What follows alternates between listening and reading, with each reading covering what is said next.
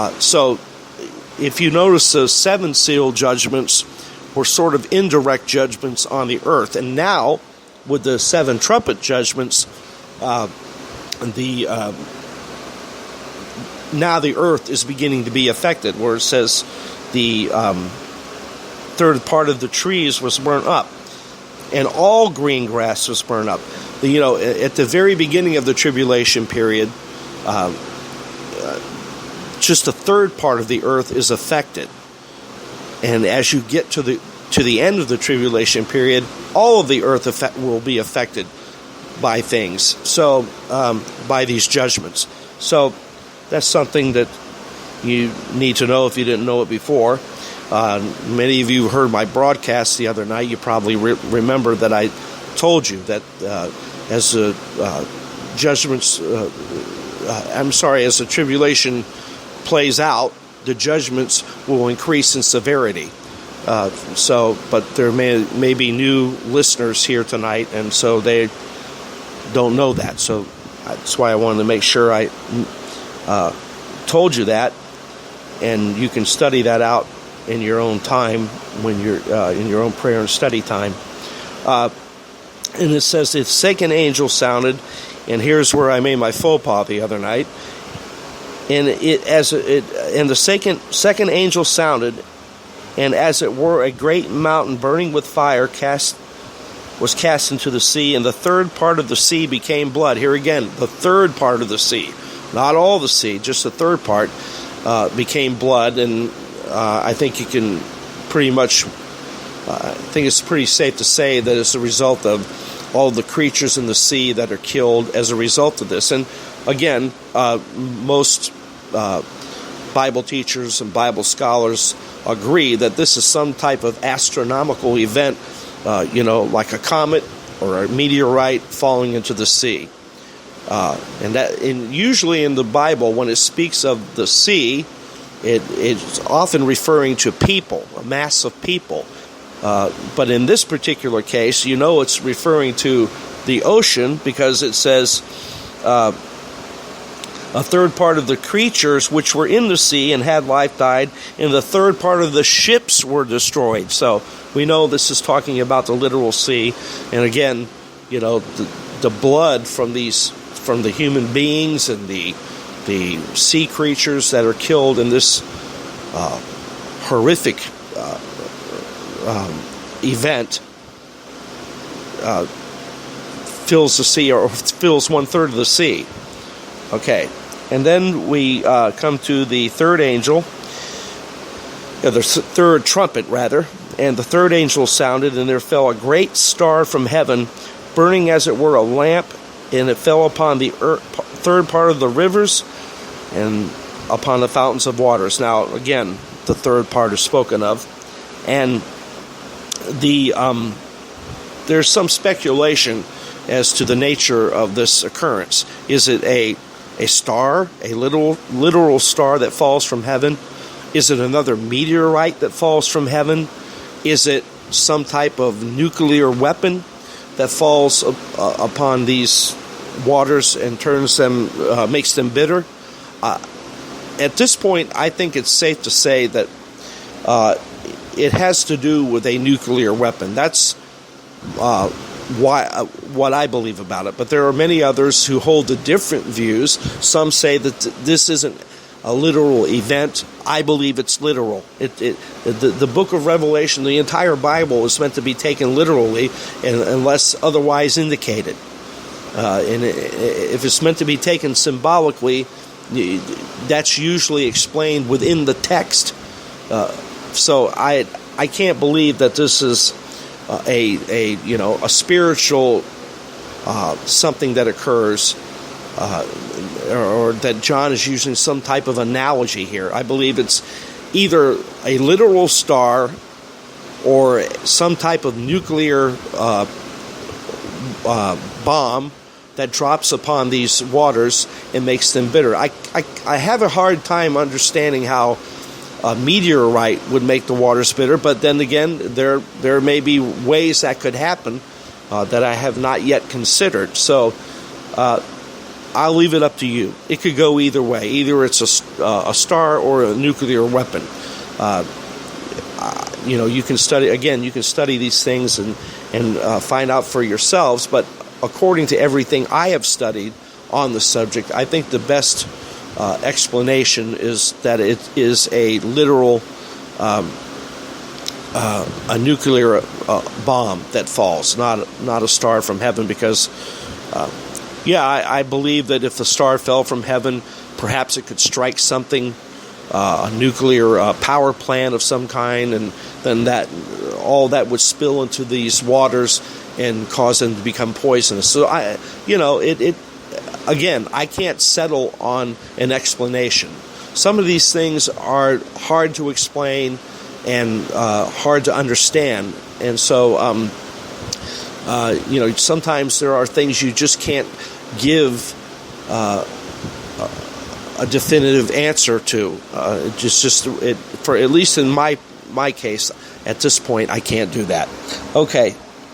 Here, let me continue on.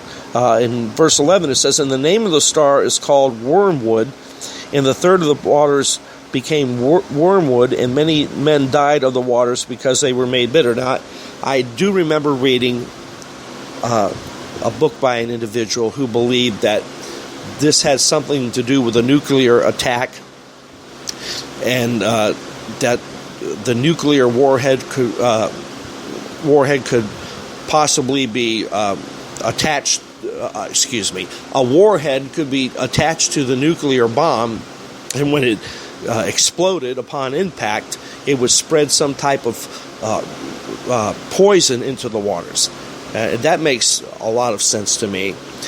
Both explanations make sense to me, but I think it makes a little more sense to say it's a nuclear attack of some kind.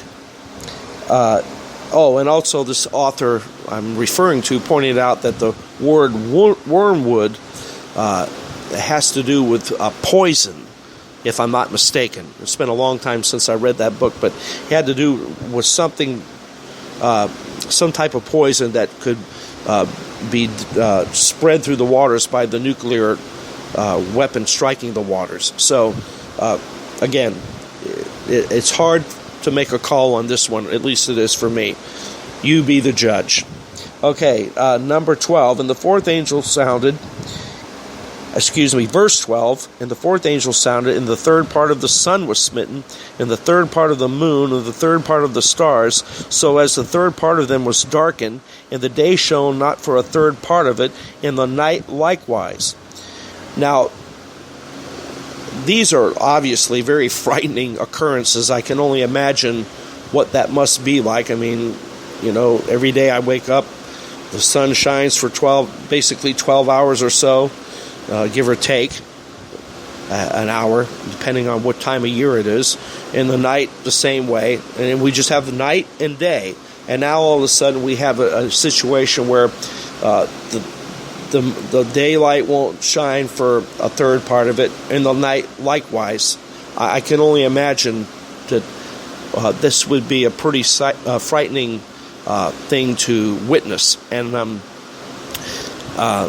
I believe, these astronomical events that are taking place in the heavens are as a direct result of something happening to the earth being tilted on its axis even more than it already is, or something of that nature.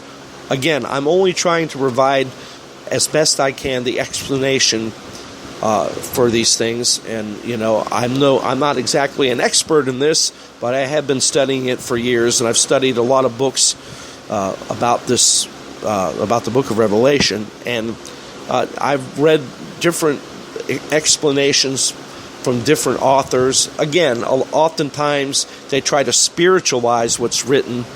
I don't think this is something you can do that with. I think this is a literal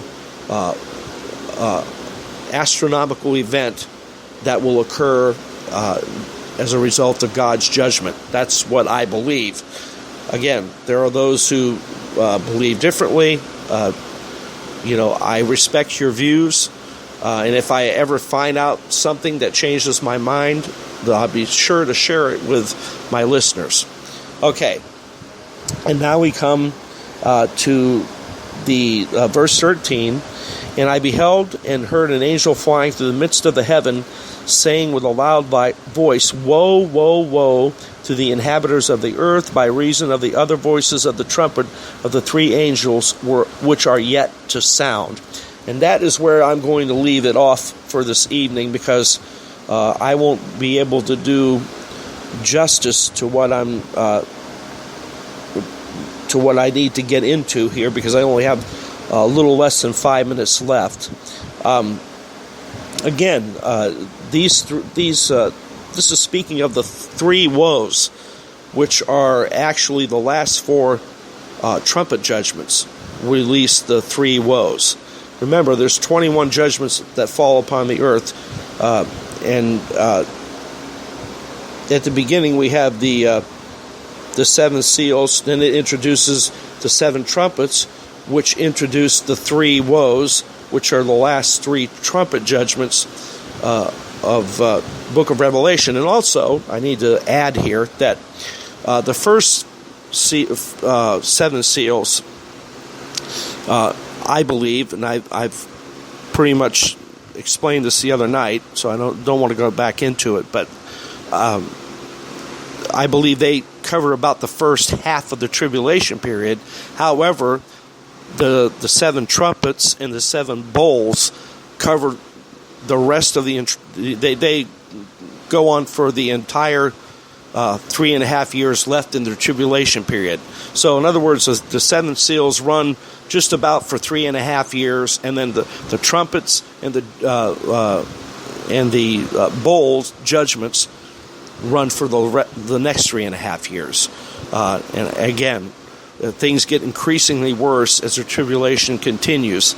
So towards the end of the tribulation period, I mean, a number of people that will be killed as a result of these judgments is just astounding. And yet, for all that, they will not repent. They will not turn back to God. This is just, to me, an unbelievable thing. I can't imagine experiencing what the things that are going to happen in the tribulation period and not turning to God, but it really speaks to the wickedness and evil that are shut up in men's hearts, and the hardness of heart, which is a result of sin in their hearts. They're hardened their hearts to God. Okay. That's the end of tonight's program. I'll pick it up back here tomorrow night at the same time. And I want to tell you about I'm getting a lot of likes on my Facebook ministry page, Earth's Final Warning Radio. There's a lot of stuff there. I have a lot of people like that page, and I'm very happy for that. And then again, I also have my website, which is earthsfinalwarningradio.org. I have audio material uploaded to that site. I've yet to do any articles for the site. I'm getting around to that, but as I've stated previously, I have a life outside of this, and so it's very difficult to do the podcast, do the things I need to do with the website, and try and keep up with all that. So I will be getting around to that, but there are some things you may like on that site, so I urge you to check it out. Okay, until we meet again, as always, I leave you with these final words. Keep the faith and defend the truth. Good night, everybody.